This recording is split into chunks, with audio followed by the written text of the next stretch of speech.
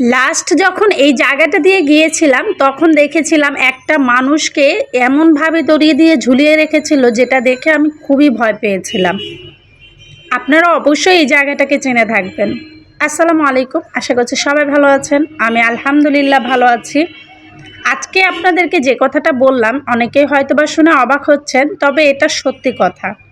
এটা হচ্ছে টিএসসির মোড় বা চত্বর, যেটাই বলেন না কেন, ঢাকা ইউনিভার্সিটির চত্বরও বলে অনেকে।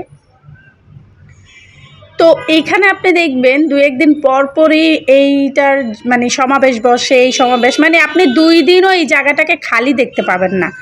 সব সময় এইখানে কোনো না কোনো হরতাল, কোনো না কোনো মানে সমাবেশ, কোনো না কোনো কিছু চলতেই থাকে। তো লাস্ট যখন এই জায়গা দিয়ে আমি গিয়েছিলাম মানে টিএসসির চত্বর, সেইখানে আমি দেখলাম একজন মেয়ে শাড়ি পরা, তাকে রশি দিয়ে ঝুলিয়ে রাখা হয়েছে। আমি প্রথমে দেখে তো খুবই ভয় পেয়েছিলাম, যেহেতু আমি একটু দূর থেকে দেখেছিলাম। পরে যখন রিক্সা ঘুরিয়ে সামনে আসলো তখন ভালো মতো খেয়াল করে দেখলাম যে ওইটা কোনো মানুষ না, ওটা হচ্ছে একটা পুতুল বা ডল, যাকে মেয়েদের মতো শাড়ি, চুল এবং সাজিয়ে হুবহু একটা মেয়ের মতো করে রশি দিয়ে ঝুলিয়ে রাখা হয়েছে। তো এই জন্যই হচ্ছে আমার মানে সেই দিন খুব ভয় লেগেছিল। পরে সামনে থেকে দেখার পর বুঝলাম হয়তো বা এটা কোনো প্রতিবাদ জানিয়েছে কেউ, কারণ এখানে তো 2 দিন পর পরই সমাবেশ হয় বা 2 দিন পর পরই অনেক ধরনের মানে কি বলে হরতাল বা অনেক ধরনের অ্যাক্টিভিটিস করে অন্যান্য স্টুডেন্টরা, অনেক ধরনের প্রতিবাদ জানায় এখানে।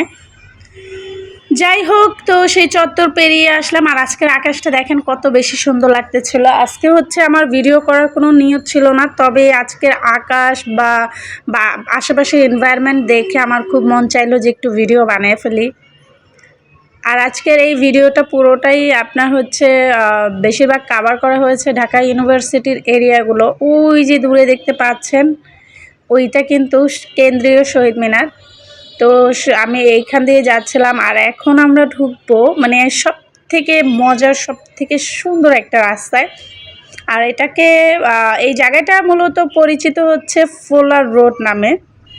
এটাও ঢাকা বিশ্ববিদ্যালয়ের অন্তর্ভুক্ত, মানে এই এরিয়ার মধ্যেই পড়েছে। আর এইখানে আপনি শুধু কাপল আর কাপল দেখবেন, মানে শুধু জোড়া কবুতর দেখবেন। এখানে সিঙ্গেল কোনো মানুষকে আপনি দেখতে পাবেন না। আমি যাচ্ছি, তো অনেকে এই জায়গাটা চিনে থাকবেন, আর অনেক আপু ভাইয়াদের অনেক স্মরণীয়, অনেক স্মৃতিময় জায়গাও হতে পারে এটা।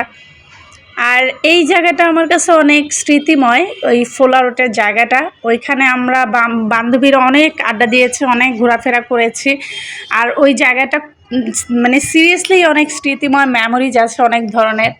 আর এই যে হচ্ছে সেই অনাকাঙ্ক্ষিত জায়গা, যে জায়গাটার কথা এতক্ষণ ধরে আমি আপনাদেরকে বলছিলাম। এইখানে আসার পরে খেয়াল করলাম ওই যে দেখতে পাচ্ছেন শেখ মুজিবুরের আঙ্গুল। ও মা, শেখ মুজিবের আঙ্গুল কে যেন কেটে নিয়ে গেছে।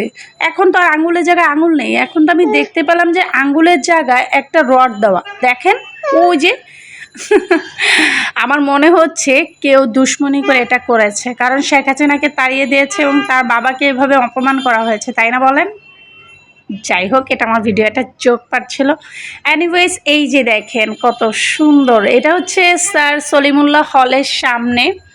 গাছগুলো অনেক বড় বড়, এইভাবে ভিডিও করলে মেঘ আকাশ এত সুন্দর লাগছিল, মাশাআল্লাহ।